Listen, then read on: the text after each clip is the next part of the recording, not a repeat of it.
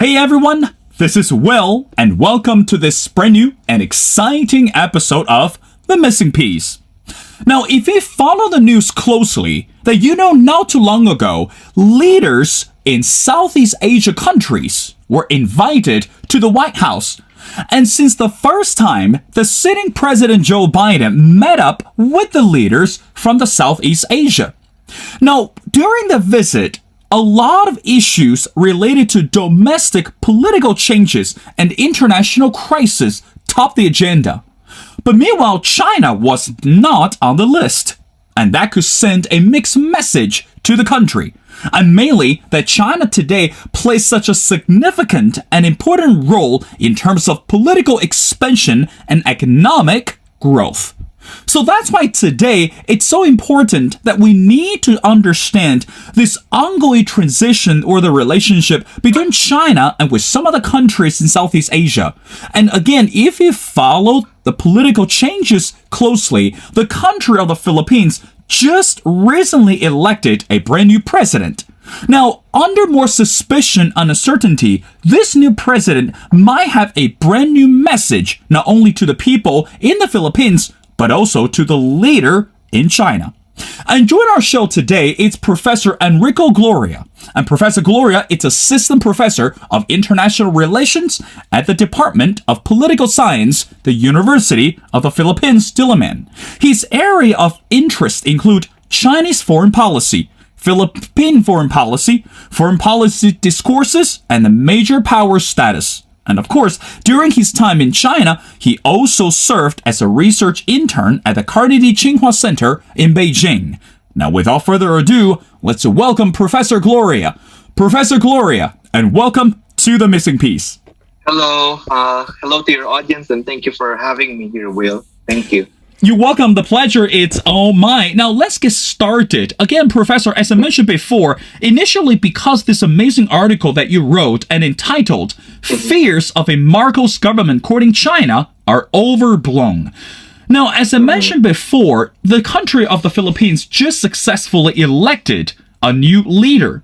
Now, this can change the political atmosphere domestically and also internationally.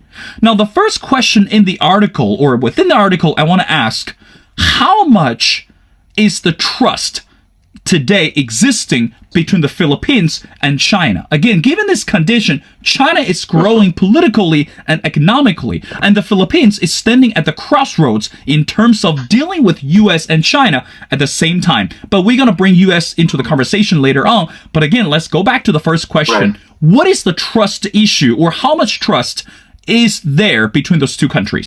Yeah.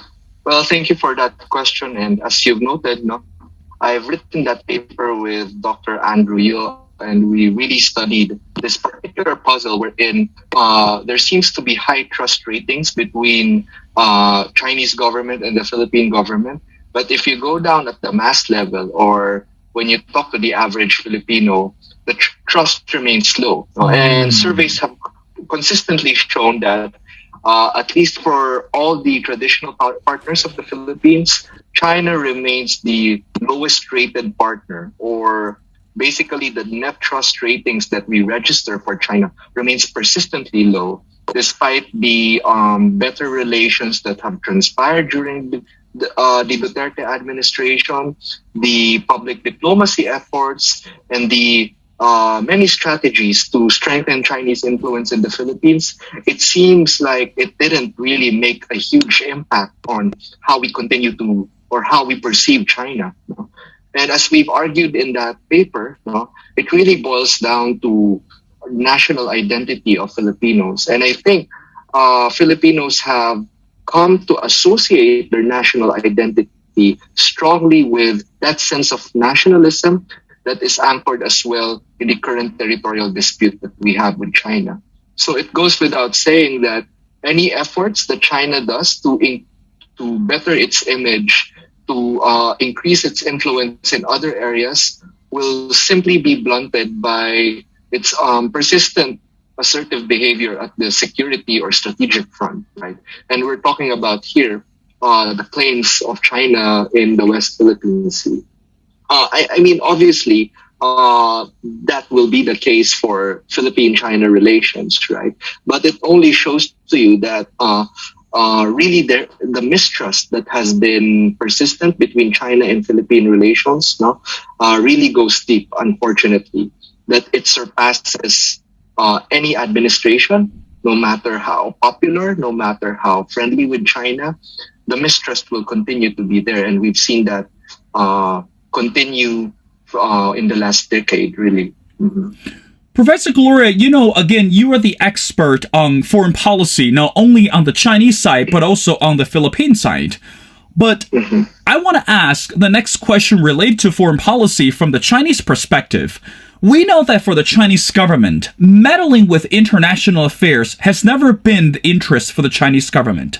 We can look at the government of Afghanistan, and we can look at the ongoing war in Ukraine, and of course, so many more. China has never been active in engaging other countries' domestic affairs. But meanwhile, again, within this article, and again, I quote something that you wrote, or you wrote with Dr. Yohan as well, it says, it's also noticeable that Marcos has been heavily criticized for the lack of clear platforms compared to other presidential candidates. So in other words, if China, let's just say, if this election were only about the Philippines, how come China is continue being looped into the conversation? So in other words, how could China influence another country without directly bring the benefits? So indirectly, how does China do it? Well, I think you're right that China doesn't really interfere in the affairs of, say, the Philippines, no? But it figures really in the domestic political discourse and the discussion in the Philippines simply because China is a very consequential neighbor, right? The mere proximity of China, the mere entanglement of our domestic economies makes it inevitable for us to talk about China here in the Philippines and how these presidentiables and Bongbong Marcos, who's the president-elect, should have created a concrete policy program with respect to our foreign policy with China. So China doesn't need to lift a finger, obviously. It's really the relationship that does the work for China, if you get what I mean. Like, there's simply so much at stake with our relations with China that I think it's important that we talk about it in the domestic political discourse. Professor, I want to, again, going back to the intro that I mentioned, not too long ago, I guess to be more precise, 2 weeks ago, the leaders of ASEAN were invited to the White House for the first time since Joe Biden became the president. And during the summit, that Joe Biden sent this clear message. It's called Southeast Asia neutrality. So again, when we look at this foreign policy side from the U.S., again, some people could argue has been very productive in terms of engaging with allies and try to repair this broken relationship, which took place by these predecessors. But meanwhile, in terms of the policy or the foreign policy engagement in Asia, Joe Biden, again, under his administration, especially dealing with China or dealing with Southeast Asia, has been lax or has been lacking of much effort. So my first question to you is, what does that summit say regarding the U.S. relationship with the countries in Southeast Asia, particularly with the Philippines?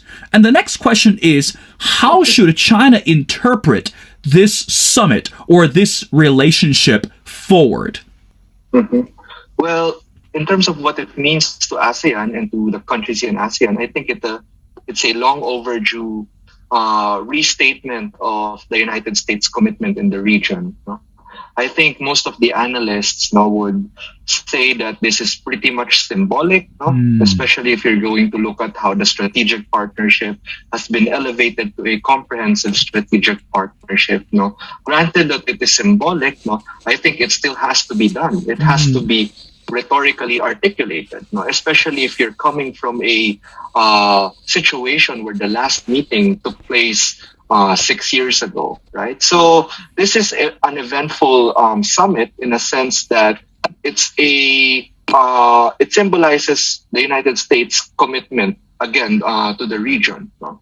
It says to China that the game is not yet over, if you will. That we will continue to build deeper presence in ASEAN, no, albeit slowly. Probably a lot to catch up with what China has established in the past couple of years in ASEAN, no, but still a welcome restatement of the United States commitment in the region. No? But of course, no, there's a point to be made that, for instance, the economic pledges that was mentioned by Biden during this summit really compares starkly less, no, to the $1.5 billion commitment or pledge by China, whereas United States only pledged $150 million.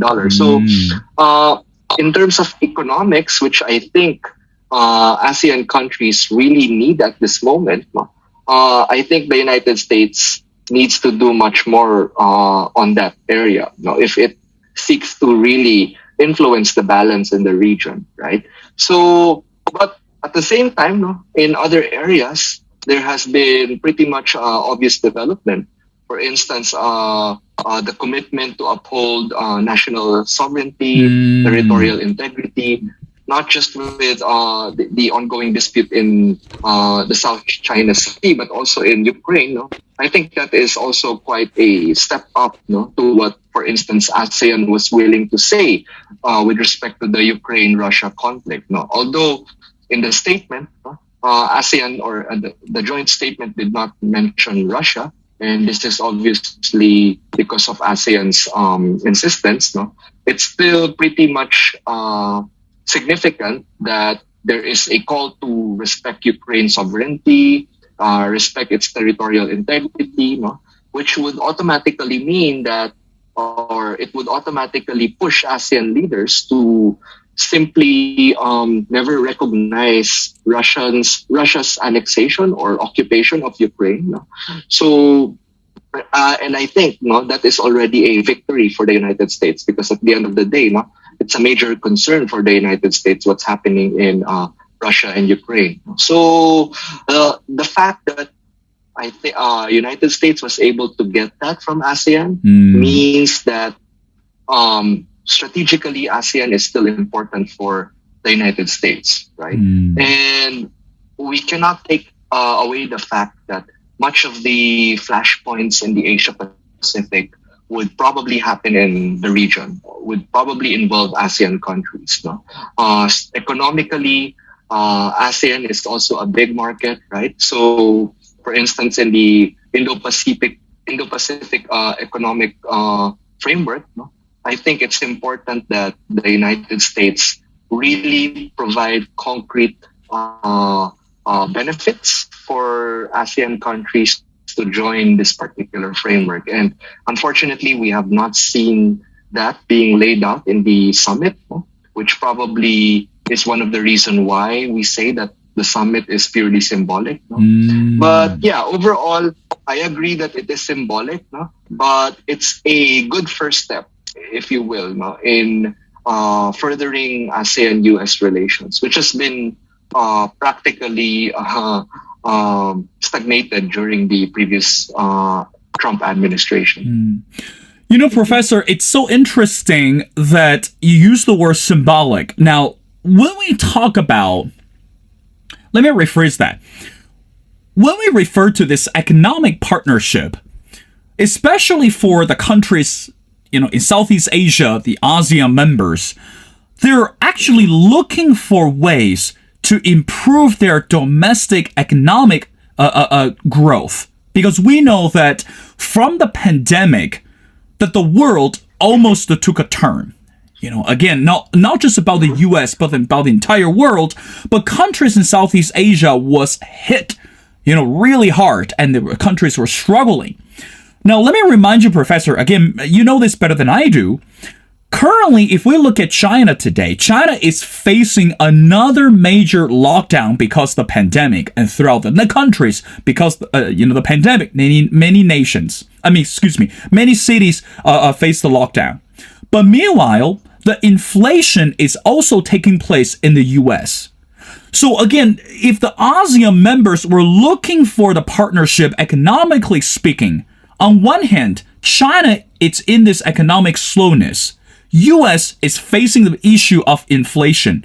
Neither of the partner at this moment look promising. So my question to you is, Professor, what are the alternatives for the ASEAN members? So in other words, can the ASEAN members still rely on the two major powers, or is time for them to wake up to find the third solution? Yeah. Well, that's a very good take on the economic situation and realities in ASEAN. No? You're definitely right. No, I think it's very wrong for any single ASEAN country to simply rely on these two major powers. No? Although admittedly they have really shaped the regional dynamics. No?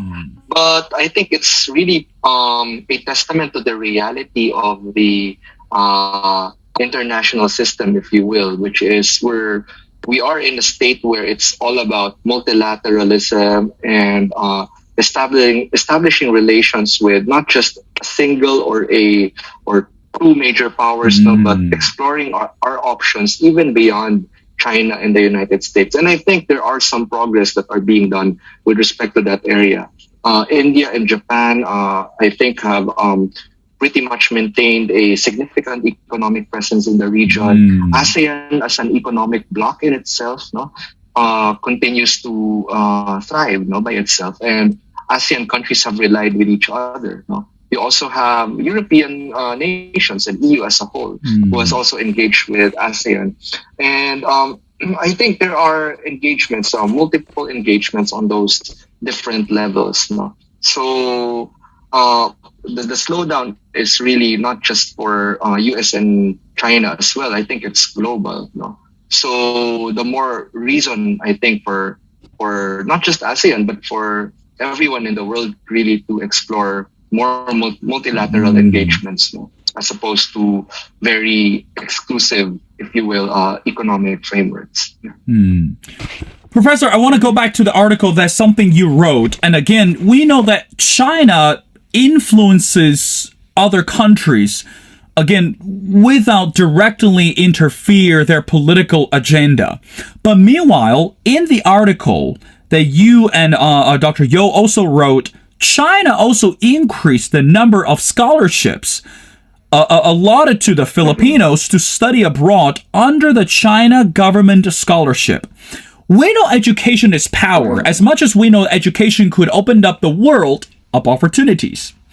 Now, from your perspective, do you think that this is something that China intentionally to boost its presence in the Philippines by offering the scholarship to the people in the Philippines, or China it's slowly or gradually or even secretively trying to slip into this political agenda to the country, to the people, in not only in the Philippines but around the world? Because when we talk about scholarship and when we talk about one of the controversial institutions is called a Chinese Confucius Institute.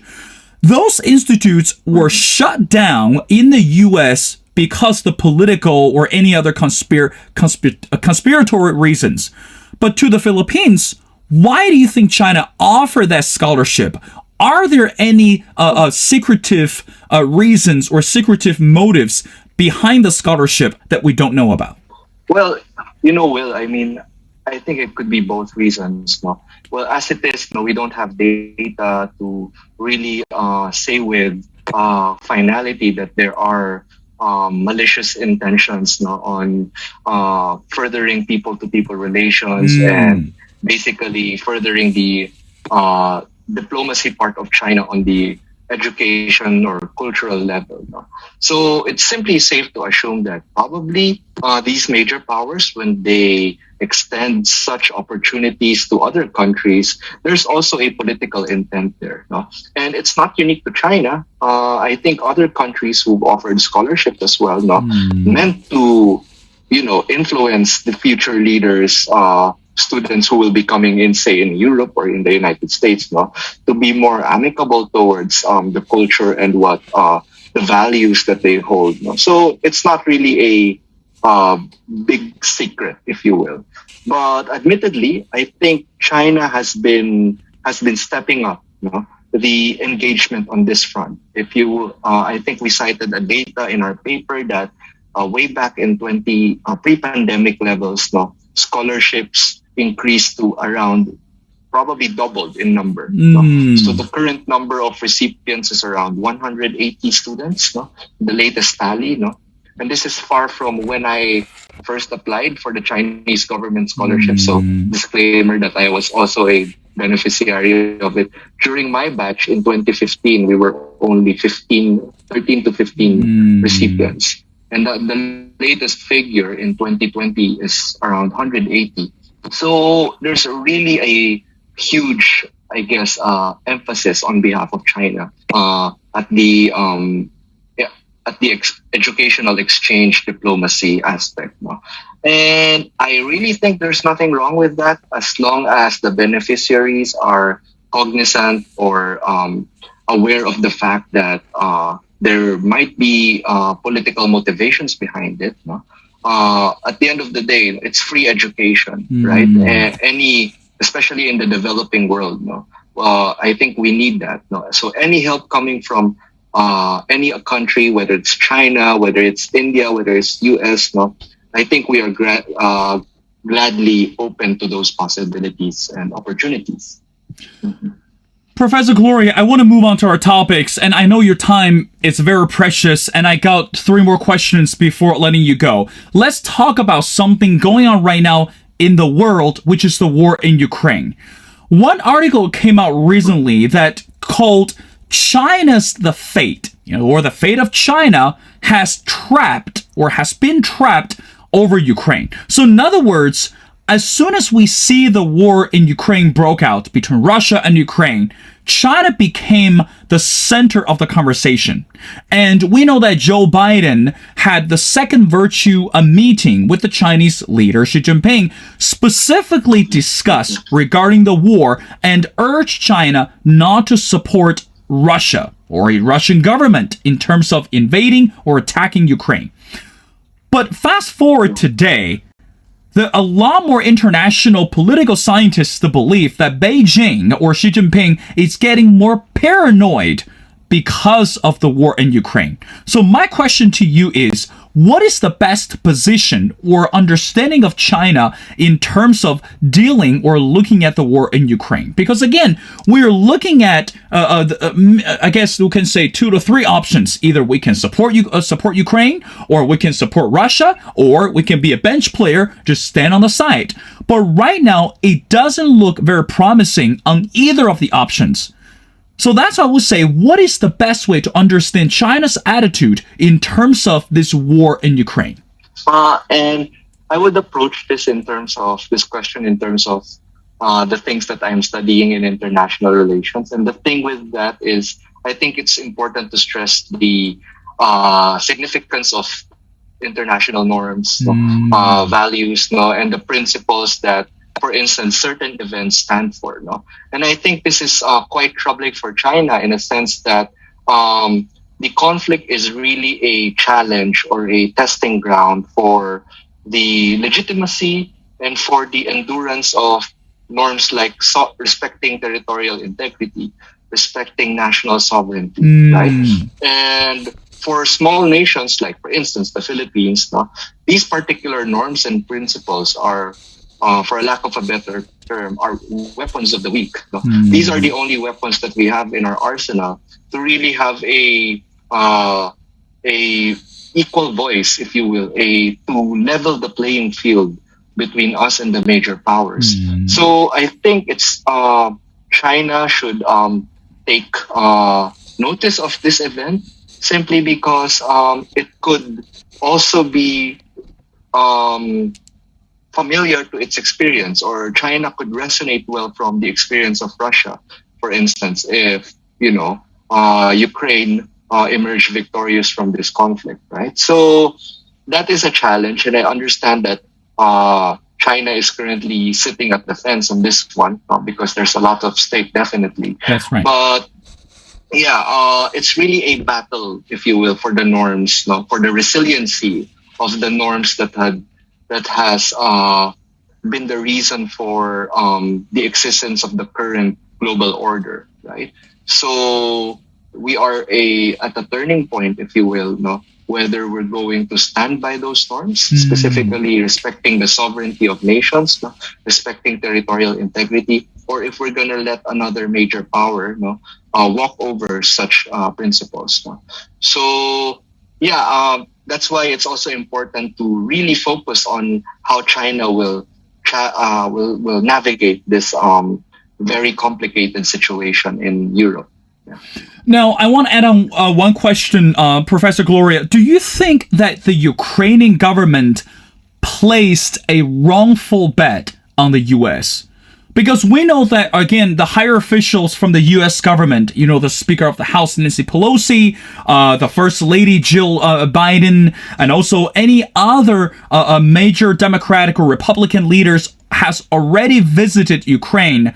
But so far, Joe Biden has not made that as the priority. But meanwhile, he's going to visit some of the countries in Asia very soon. So in other words, do you think the Ukrainian government or Zelensky as the head of the Ukrainian government actually placed a wrong bet on the US? So in other words, he should have looked at China first, or he should have looked at other options in terms of solely initially placing the confidence in Joe Biden or his administration? Mm-hmm. Well, at this point, I really can't blame the decision made by Zelensky and his government, because I think the options at the very beginning were limited to begin with. So the situation the events basically seemingly forced Zelensky to take the U.S. route, if you will. Right. So, and he's not wrong for taking that decision in terms of how he calculated the risks and the options involved. No? I don't think he would be getting much from China if he decides to pursue the China route, or if there's even a China route to begin with. Right. So it's just that I think in the United States and on behalf of Biden, it's just taking a lot of time to represent or to show and manifest firm commitment for Ukraine's interest, and understandably so, because like what I've said, a lot is at stake, and the United States is also calculating what options it has not to exact the maximum benefit from this situation, right? So, but Europe is also a key player in this one, no? So there are a lot of quote unquote friends that Zelensky could turn to if the United States is not budging as of the moment. But I think it's pretty clear that it's still a battle of values, if you will. No? So those who are more likely to see Ukraine at the same framework or at the same level, that would be beneficial for Ukraine. So going to freedom-loving countries in the Europe or United States, for instance, would be the more credible option for Ukraine. Professor, I want to go back to the relation between Philippines and China. And again, when we talk about this territorial question or the territorial dispute, and everyone knows that South China Sea has been one of the major and sensitive topics, not only for the country of Philippines, but around the entire region. Many countries were involved. But so far, from the predecessor, Rodriguez Duterte, he has been very friendly and very, what I quote, generous regarding this region to China. Now, Marcos just got elected as the new leader for the Philippines. Simple question, Professor. What is going to happen to this issue? I mean, remember, even though hypothetically, if the Philippines government decide to give away, or I wouldn't say give away, but let's just say, even though try to make a compromise with China in terms of this territory, but remember, rest of the regions or rest of the countries are not going to let go easily, because they're still counting as partners or members of the whole South China Sea. So again, from your perspective, how would the new government in the Philippines handle this issue properly without damaging the relationship with China? Well, President-elect Bongbong Marcos has been pretty clear that he would sort of maintain, in a way, the position that was adopted by Rodrigo Duterte's administration in West Philippine Sea. And that is on the basis of the 2016 arbitral ruling, which the Philippines won. He will not really talk about Philippine-China relations from that perspective. So it's simply shelving away the ruling or the victory, so to speak. But different from the Duterte administration's policy, Marcos has also been clear in some instances that he intends to continue or maintain the alliance with the United States, which is quite the opposite of what Duterte did, in a sense that Duterte has really antagonized the United States within his foreign policy programs. No? So that is going to be different. No? But at the same time, I think the real takeaway there is that 6 years since the arbitral ruling victory, there's still no strong commitment from any Filipino president to actually uphold this document. And it's really going against what I believe is the Filipino national interest. Again, if we're going back to the trust ratings that are frequently being released, Filipinos want their governments to assert the arbitration ruling that we've won.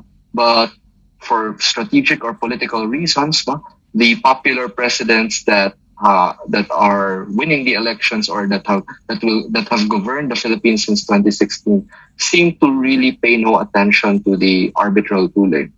So I think there's going to be pretty much a continuation of the status quo in the West Philippine Sea, where we will see continuing of China's increasing or creeping assertiveness in the area.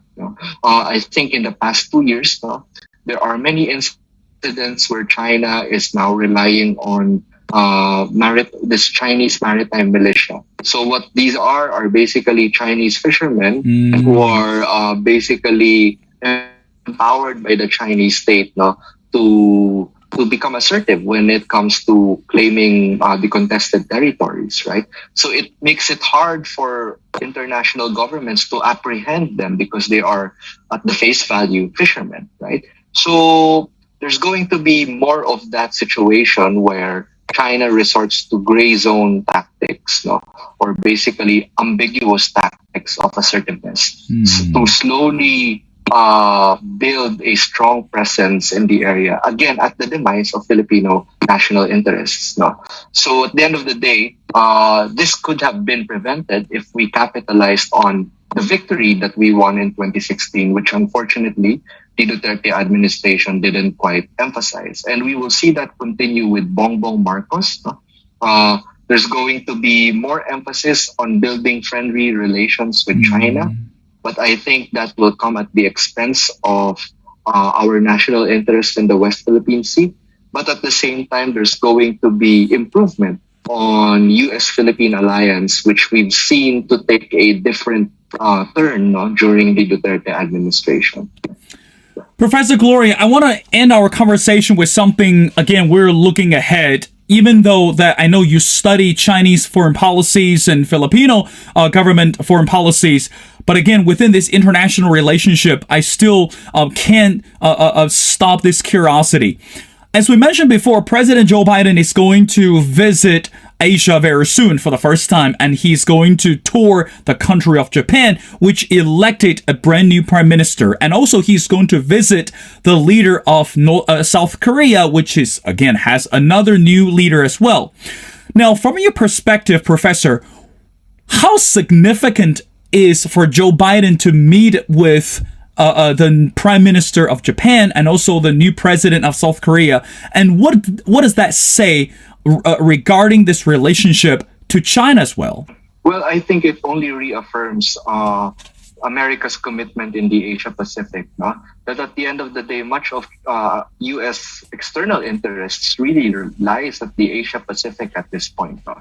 And that is probably part of the explanation why Zelensky seems to be looking at a non-committal United States at this point, because Mm. much of the interests really is in the Asia Pacific, specifically in trying to engage with a risen China, if you will. No? So obviously, I think the United States has been very vocal in saying that China is its top strategic competitor. No? Mm. And it makes sense, for instance, that the Indo-Pacific Economic Framework will actually be unveiled during his visit in Northeast Asia, as opposed to his recent engagement with ASEAN leaders, right? Mm. So it reaffirms that particular commitment, now with Japan and South Korea as important pillars of that Asia Pacific strategy, no?